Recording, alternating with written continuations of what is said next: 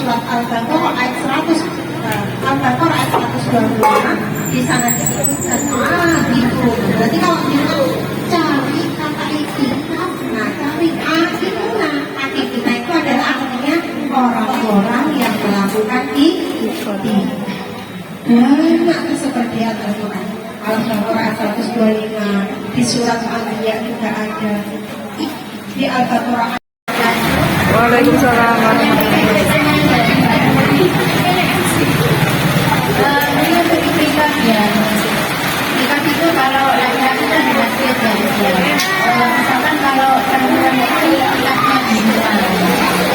Jadi kita kan namanya supaya sama dengan laki-laki perempuan apa yang harus dilakukan di rumah. Ya, itikafnya itu tetap jalan. Waalaikumsalam warahmatullahi wabarakatuh.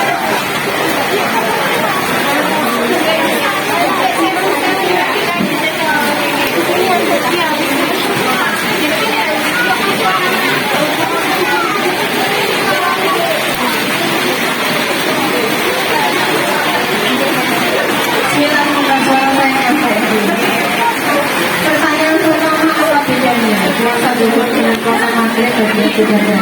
Jadi itu kita kembali kepada definisi yang apa namanya diartikan secara syar'i adalah menahan diri dari makan, minum, hawa nafsu. Hawa nafsu ini bersifat dan lain-lain ya.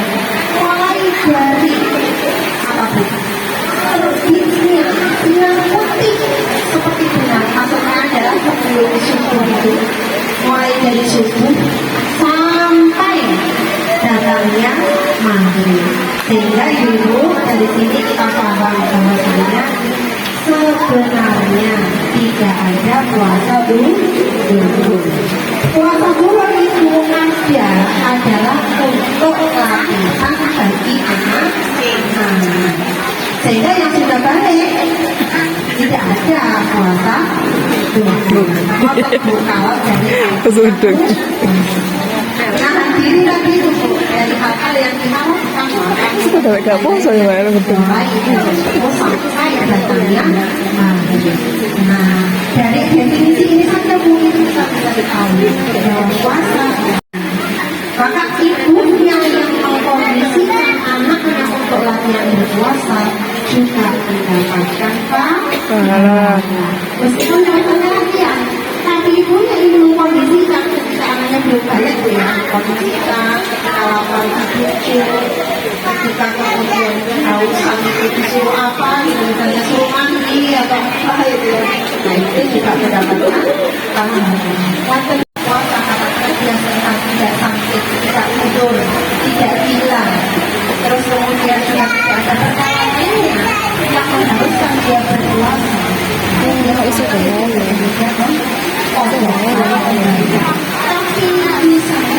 tua tapi tidak tidur juga, tidak tidur, tidak seminggu, tidak mampu kemudian berpuasa. Maka di sini ibu, maka seyogianya kita itu kalau sudah tidak boleh longgar, ini ya boleh, karena itikaf itu adalah dilakukan dinas. Yang di sana ketika kita masuk masjid, kita niat untuk itikaf. Niat itikaf. Kalau kalau nggak bisa bahasa Arabnya bahasa Indonesia, kayak bahasa Indonesia pakai bahasa Jawa, tapi minat ini. Nah, ketika nanti kita dengan berbilang tidak ditentukan apakah harus malam penuh sampai subuh, apakah sekedar berapa jam, tidak ditentukan. Batasannya adalah batasan orang berbilang. Kalau katanya orang lidah itu belok. Nah, saya dulu sama di lidah, belok itu semua gitu. Tidak ada itu kalau di belakang. Kalau di belok.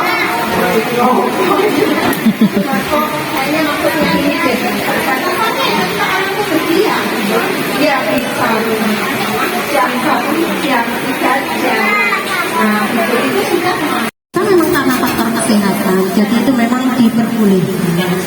Tapi dengan membayar menggantinya dengan fidyah ketika memang beliau itu masih tidak terkategori gila dan lain-lain. Tapi kalau gila kan tidak ada hukumnya. Gitu. Kalau masih lupa-lupa, sehingga sangat ini ya, sangat tua sekali. Nah begitu, tidak diwajibkan untuk puasa. Nah kalau untuk hamil, jawaban saya seperti yang tadi, bukan dengan membayar fidyah, tapi mengganti puasa di tahun yang dia mampu. Entah tahun ketiga, anaknya sudah 4 tahun atau 5 tahun boleh, tidak harus di tahun depannya. Mungkin tahun depannya masih menyusui, ngerti lagi, depannya lagi. Jadi tiap tahun menyusui. iya, tadi ada pendapat yang membolehkan. Cuman kalau yang saya pahami, yang paling kuat, paling rojih adalah dengan mengganti berpuasa. Bukan tiga, tapi ada namanya berpendapat demikian. Jadi ada yang begitu. Ya, begitu Bu Saros.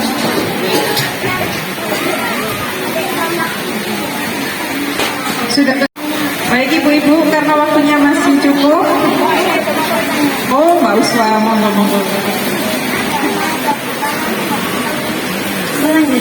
Melanjutkan yang itikaf tadi itu. Kalau kita mau itikaf di musola, apakah itu boleh? Terus hukumnya itu bagaimana? Yang musolanya itu dipakai salat berjamaah 5 waktu.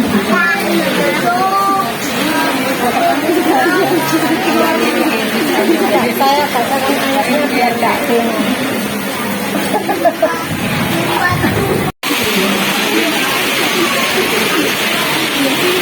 Ini saya bacakan ayatnya. Bersaing dengan hujan ya Bu. Saya carikan ayatnya. Bismillahirrahmanirrahim.